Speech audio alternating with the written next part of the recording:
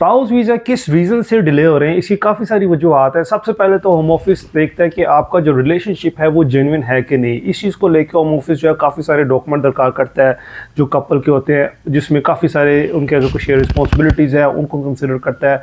और उसके साथ साथ अगर आप इन कंट्री एप्लीकेशन करें तो वो देखते हैं कि आप हैबिचुअली अगर एक ही जगह पर रह रहे हो तो आपके दोनों के प्रूफ ऑफ रेजिडेंस जो है वो देखते हैं कि आपकी वो हैं कि नहीं। तो यहाँ पे जेन्युइन रिलेशनशिप जो है वो एक बड़ा एक इंपॉर्टेंट एलिमेंट है जो कि एप्लीकेंट्स को मीट करना होता है, ये साबित करने के लिए कि वो एक जेन्युइन रिलेशनशिप है और वो उस हिसाब से एप्लीकेशन डाल रहे हैं। होम ऑफिस जो है वो मेन डिलेज इन रीजंस के ऊपर करते हैं कि जब वो अपने तौर पे बैकग्राउंड सर्चेस करता है तो वहाँ पे एप्लीकेशन जो है वो होल्ड होती है और डिले होती है। इसके साथ साथ जो सेकंड चीज़ है वो फाइनेंसिस के ऊपर है।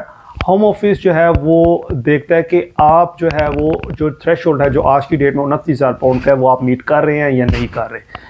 अगर आप वो थ्रेशोल्ड मीट नहीं कर रहे उसके ऊपर भी आपकी फर्दर एप्लीकेशन डिले होती है। स्पेशली अगर आप इन कंट्री अप्लाई कर रहे हैं तो आपके लिए होता है कि आप दोनों जॉइंट एप्लीकेशन करके 29,000 का थ्रेशोल्ड मीट कर सकते हैं। यूजुअली इन एप्लीकेशंस के ऊपर 3 to 6 मंथ्स लग रहे हैं।